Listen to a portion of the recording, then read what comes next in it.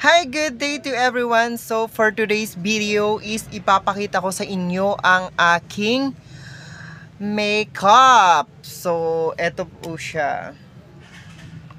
Yan. Black Snail Premium Foundation. So ito yung foundation. Ilalagay ko lang siya sa aking mukha. At syempre makikita natin yan yung before. Yan, makikita nyo naman. Oh, ang daming pimple evers. Slight lang naman. Ayan.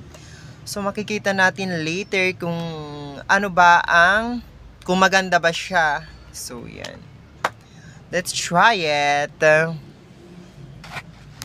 So, yan. Ituturo ko sa inyo kung paano ko gagamitin ang Black Snail na ito. Ayan. Yan. 4-in-1. 4-in-1 daw siya. And 86.5%. So, yan. Yan, product ito ng Chinese. Yan. Kita nyo naman. So, yan. Overall foundation po ito. Ayan. Overall foundation.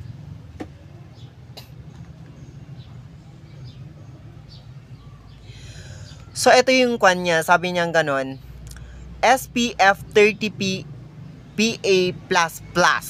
Yan. 4-in-1 whitening, anti-wrinkle, moisture, and long-lasting 100 ml. For all skin type. For all skin type daw ito. So, ayan. Whitening. Nagwa-whitening siya. So, yan.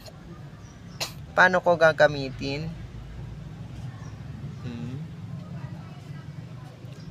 So, syempre, maglalagay ako ng, ayan, pakonti-konti lang yan dyan. Syempre, ginagamit ko yung aking fingertip. Tignan natin, ayan. So, tingnan lang natin kapag nagpahid tayo ng mga ganito, wag nating papuntahin sa ating mata kasi super grabe. Natry ko na yan. Pumasok siya sa aking mata.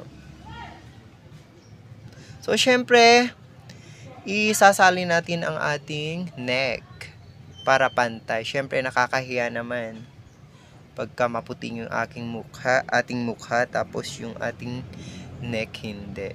Diba? So, yan. Gaganan lang natin. Yan. Using our fingertip shepherd. Yan. Yan. Dahan-dahan lang siya. Ito lang naman yung nilalagay ko sa aking mukha lang.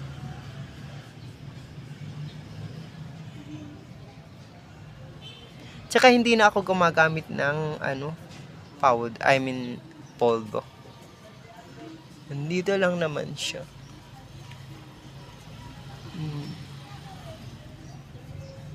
Ganyan.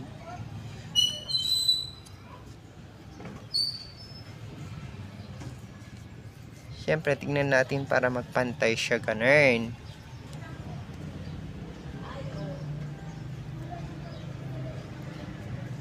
Yan.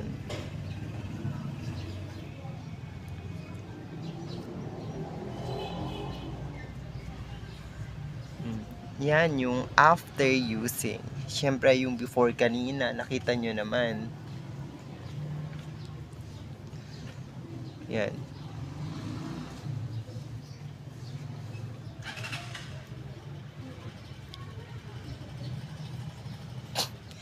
Tapos, ang nilalagay ko ng mga lipstick sa aking ating mukha, ating lips ay ito. Ito siya.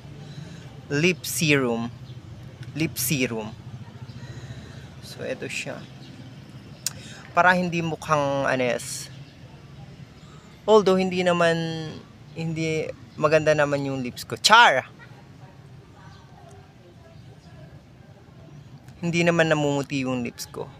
Pero para hindi siya magmukhang yung tawag dyan,